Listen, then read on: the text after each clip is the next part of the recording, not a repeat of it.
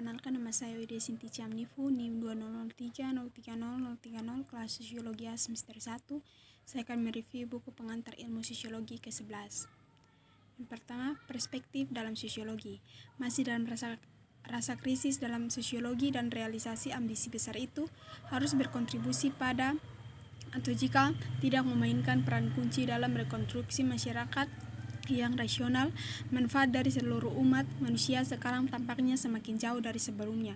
Saat ini di sini bahkan ada kecurigaan bahwa disiplin tersebut benar-benar melakukan likuidasi sejak kami menulis Perspektif in Sosiologi edisi pertama pada tahun 1979. Sudah ada perubahan besar dalam sifat dari apa yang terjadi di bawah judul sosiologi. Jika sosiologi mungkin tidak kehilangan semua poinnya, kemudian ia telah kehilangan banyak kekhasannya memang dalam sejumlah disiplin ilmu berbeda termasuk atau untuk menyebutkan beberapa linguistik, psikologi, sejarah, media, studi sastra dan budaya, bahkan arkeologi. Ada pengajaran masalah yang pada waktu akan disebut sosiologis. Substitusi istilah teori sosial atau teori budaya. Teori sosiologis sering memadai fakta bahwa diskusi tentang berbagai hal ditinjau dari segi sosialnya. Dalam alam sekarang berlangsung di banyak disiplin ilmu dan bukan hanya cabang akademis yang dipanggil sosiologi. Judul yang lebih baik untuk edisi ke-5 ini mungkin memungkinkan menjadi Perspektif in Sosiologi Sosial Teori karena pasti beberapa karya terbaru yang akan kami ulas dilakukan oleh para filsuf daripada sosiolog. Untuk memberikan penjelasan yang tepat tentang ini, kecenderungan dan beberapa pemahaman tentang alasan filosofis dan teori, maka signifikan kami untuk menyusun kembali seluruh bentuk buku dan edisi sebelumnya. Perspektif yang dijelaskan dalam 3 edisi pertama sama sekali tidak akan hilang dari adegan sosiologis atau bahkan intelektual yang lebih luas. Tapi pentingnya mereka dalam mendefinisikan isu-isu di garis depan debat kontemporer telah banyak berkurang. Bahkan sekarang mereka bertahan dalam edisi ke-5 ini dan mereka masih ada. Yang berikut Karl Marx, pengantar tokoh-tokoh yang formatif dan sangat berpengaruh mempengaruhi pertama teori sosiologis dan sekarang teori sosial tetap trio Karl Marx pada tahun 1818 sampai 1883, Max Weber pada tahun 1864 sampai 1920 dan Emil Durkheim pada tahun 1858 sampai 1917. Meskipun pertama dari ketiganya sekarang lagi rupa-rupa jatuh ke dalam gerhana, tidak kurang Marx memiliki keputusan yang tegas bahkan dan berkelanjutan pengaruh terhadap perkembangan pemikiran sosiologis, apalagi metodenya sebagian berasal dari GWF Hegel terus memberikan pengaruh yang luas. Begitu juga dengan bermasalah yang ia memainkan peran utama dalam pembentukan. Durkheim dan Weber juga untuk derajat yang berbeda, untuk alasan yang berbeda dan adegan yang berbeda, menyumbangkan ide kunci untuk konfigurasi kontemporer dalam pemikiran sosial kita, mulai dengan Marx yang humanisme yang telah menyediakan sejak tahun 1970-an tulang punggung seperti itu. Yang berikut, apakah Marx seorang humanis? Pengaruh gagasan Marx dalam teori sosial sangat besar. Tidak hanya di atasnya diakui kaum Marxis, tetapi juga lebih umum. Ia telah membentuk pemikiran sosial tentang masalah mendasar sedemikian rupa sehingga masalah yang menentukan teori kontemporer sebagian besar berasal dari Marxin. Misalnya tema sentral umum dari teori terkini, diskusi yang melampaui sebagian perspektif dan pendekatan, menyangkut peran lembaga budaya dan analisis masyarakat industri kontemporer. Sedangkan konsep dan asumsi berbeda di seluruh spektrum teoritis dan konsensus luas di sekitarnya. Gagasan bahwa institusi budaya bagaimana dipahami telah mengambil alih yang dominan posisi dalam masyarakat yang sebelumnya ditempati oleh ekonomi yang ketat. Jadi dengan santai masalahnya menyangkut hubungan antara menggunakan istilah Marx basis dan suprastruktur, sementara kita sekarang mungkin membalikan hubungan antara signifikan yang kuat membantu kehidupan sosial daripada di zaman Marx. Faktanya tetap Tetaplah masalahnya terus didefinisikan dalam istilah yang paling mendasar dan mengacu pada model masyarakat yang berasal dari Marx. Yang dijelaskan di bawah ini dalam pengertian ini, momok Marx terus mengetahui pemikiran sosial, bahkan di antara mereka secara eksplisit menolak teori dan mengklaim bahwa melampaui pengaruhnya memang model struktur atas dasar sebagai metode analisis populer yang tersebar luas di kalangan ahli teori sosial kontemporer itu. Yang berikut, Hegel, dialektika sejarah. Hegel adalah pemikiran paling berpengaruh di paruh pertama abad ke-19 Jerman dan bisa dibilang di Eropa secara keseluruhan. Filsafat Hegel bertujuan untuk memberikan akun sejarah sebagai keseluruhan. Sejarah seluruh umat manusia menurutnya dapat dipahami, kemajuan tunggal terpadu, terorganisir, dan rasional. Sejarah mungkin melihat seperti belaka suksesi yang tidak bisa disengaja, satu demi satu dalam urutan yang agak tidak teratur dan kacau, tetapi kesan itu hanya dangkal. Dilihat dengan cara yang benar, sejarah dapat dikenali dengan membuat cerita yang koheren tentang perkembangan dan kemajuan. Kemajuan tidak mulus terus-menerus dan kumulatif, melainkan dan melampaui perjuangan, konflik, dan diskontinuitas yang pada dasarnya merupakan jenis yang logis. Bagaimana Hegel bisa membuat proposal kontraintuitif seperti itu yang masuk akal? Pasti perjuangan, konflik, dan perubahan bertentangan dengan ketertiban logika. Memahami bagaimana ini pertentangannya yang nyata didamaikan adalah kunci pemikiran Hegel. Jadi kehidupan tanaman adalah perkembangan benih menjadi yang berpotensi menjadi pertama pucuk dan akhirnya menjadi tanaman dewasa. Dengan cara yang sama mempertimbangkan sejarah sebagai kehidupan umat manusia, dan oleh karena itu lihatlah bahwa sejarah hanyalah terungkapnya potensi yang hadir pada tahap paling awal keberadaannya. Sejarah adalah alam ekspresi benih umat manusia sendiri untuk berkembang menjadi apa yang memiliki potensi untuk menjadi, dan memperhatikan bahwa Hegel menerima begitu saja bahwa sejarahnya adalah kolektif, yaitu sejarah kemanusiaan secara keseluruhan atau sekelompok besar orang, bukan individu tertentu. Yang berikut, reformasi Marx atas Hegel. Filsafat Hegel adalah humanis yang memperlakukan kemanusiaan sebagai tempat yang khusus, sentral, dan menetapkan dalam keseluruhan proses sejarah, dan melihat bahwa dari inti sejarah adalah untuk meningkatkan dan memenuhi jiwa manusia. Ide-idenya pasti memiliki dampak yang sangat besar.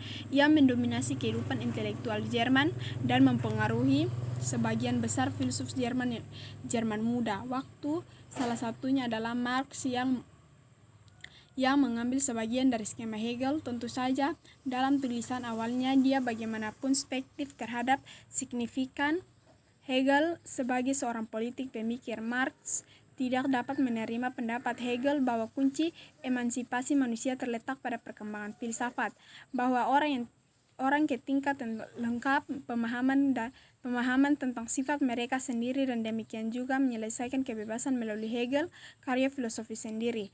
Bagaimanapun, ini seharusnya pencerahan terakhir dari elaborasi penuh kemajuan umat manusia, berdampingan dengan penjara yang diisi dan tahanan politik. Kebebasan masuk filsafat, kebebasan hanya dalam pikiran, jelas tidak sama dengan politik nyata kebebasan. Oleh karena itu, gagasan sejarah Hegel tidak dapat menawarkan penjelasan tentang perkembangan sejarah menjadi nyata, yaitu kebebasan politik praktis, jika hanya menghasilkan kebebasan teori. Bagi Marx, sejarah perkembangan manusia ini sebenarnya tidak bisa menjadi sejarah semata-mata pemikiran atau gagasan. Itu harus menjadi sejarah kehidupan manusia di dunia yang nyata, yaitu ekonomi politik. Terlepas dari referensi penting ini, Marx awalnya mengadopsi banyak bentuk Hegel argumen, yaitu gagasan skema untuk sejarah sebagai keseluruhan dan sejarah sebagai progresif perkembangan watak sejati manusia yang hanya bisa terwujud sepenuhnya bila sejarah mencapai tahap terakhir, ide-ide diambil alih. Begitu pula gagasan bahwa kekuatan pendorong perubahan sejarah adalah konflik perubahan struktur dalam dialektika pada konflik resolusi, konflik lebih lanjut, dan resolusi yang lebih tinggi. Itu mengalami serangkaian tahap perkembangan yang semakin tinggi dengan sederajat yang semakin meningkat. Kebebasan akhirnya menghasilkan pencerahan dan menginspirasi umat manusia. Yang berikut, ide fundamental kemajuan sejarah yang organisasi masyarakat harus dicapai dipahami sebagai bentuk sejarah tegas oleh pembagian antara mereka yang lakukan dan mereka yang tidak terlibat dalam produk fisik. Mereka yang memproduksi dan mereka yang mengkonsumsi sebagian dari apa yang diproduksi, bahkan meskipun mereka belum memproduksinya. Fakta bahwa umat manusia terbagi dalam dirinya sendiri dengan cara ini berarti tentu saja itu aktual. Manusia tidak bisa menjadi ekspresi penuh dan tepat dengan esensi manusia. Manusia esensi dicegah untuk mencapai perkembangan yang dipenuhnya oleh dua hal, yaitu yang pertama, mereka yang melakukan pekerjaan fisik yang konon merupakan pemenuhan kebutuhan mereka, esensi manusia jangan terlibat dalamnya dengan bebas. Mereka dalam satu atau lain cara tidak bebas. Ini contoh nyata adalah tentu saja budak, tetapi petani abad pertengahan dan industri pekerja juga tidak bebas dalam hal-hal penting. Pekerja industri berbeda dengan budak dan petani dalam kebebasan secara hukum, tetapi ini tidak sama dengan benar-benar bebas, yaitu bebas dari semua batasan eksternal. Dan yang kedua, mereka yang tidak bekerja dipisahkan dari sifat spesies mereka yang sebenarnya. Manusia mereka esensi, mereka mungkin percaya bahwa mereka sedang menjalani bentuk kehidupan manusia yang tertinggi dan merasa sangat bahagia tanpa menyadari bahwa itu hanya sebagian yang terpenuhi potensi manusia, karena prestasi dan hak istimewa mereka diperoleh untuk mengorbankan manusia lain. Sebagian besar menyambar harga dan kekurangan dan penderita prestasi budaya, dan sedikit orang tidak dapat dianggap sebagai pemenuhan potensi umat manusia secara keseluruhan. Dalam keadaan seperti itu yang terlalu familiar, maka ada dasar untuk kritik terhadap masyarakat pembentukan proposal untuk reorganisasi. Dan yang berikut, materialisasi. Esensi manusia adalah kapasitas untuk bekerja, mengerjakan, dan memodifikasi dunia tentang itu untuk membentuk lebih baik sesuai dengan kebutuhan manusia. Dengan demikian mementingkan eksistensi dan potensi manusia. Singkatnya, tenaga manusia adalah hakikat manusia itu sendiri. Kapasitas tenaga kerja bersifat kumulatif karakter karena manusia dapat menciptakan cara baru dan lebih baik melaksanakan pekerjaan mereka di dunia, mengingat kapasitas mereka untuk praktis pikir, misalnya penciptaan alat meningkat kekuatan manusia. Karakter kumulatif tenaga kerja bagaimana tidak mulus dan berkelanjutan. Di sini lainnya gagasan Hegelian menginformasikan analisis Marx, kuantitas menjadi kualitas. Hegel telah mencatat itu banyak perubahan yang kontinu sampai suatu titik dan kemudian melibatkan yang drastis, terputus-putus perubahan. Misalnya jika kita memanaskan atau mendinginkan air untuk beberapa saat, kita mendapatkan air yang kontinu, perubahan kumulatif, dan air menjadi lebih panas dan lebih dingin. Tetapi jika kita teruskan, maka dalam hal tersebut ada perubahan bukan hanya kuantitas lebih banyak derajat, tetapi juga di alam atau kualitas. Manusia mengembangkan alat teknologi untuk meningkatkan tenaga kerja mereka. Dalam mengingat periode sejarah, tingkat teknologi tentu berlaku yang dapat diterima perbaikan berkelanjutan, namun pada titik tertentu jenis teknologi baru dan berbeda diciptakan lebih unggul. Penekanan pada perkembangan teknologi mengundang pandangan bahwa Marx adalah seorang determinis teknologi, yaitu ia melihat perkembangan baru teknologi produksi yang menimbulkan perubahan historis. Bagaimanapun, Marx sangat tertarik untuk menentang gagasan teknologi semacam ini sebagian kekuatan independen karena teknologi itu sendiri lebih dari sekedar tubuh praktis dan teknis pengetahuan. Yang berikut, sifat dan fungsi ideologi.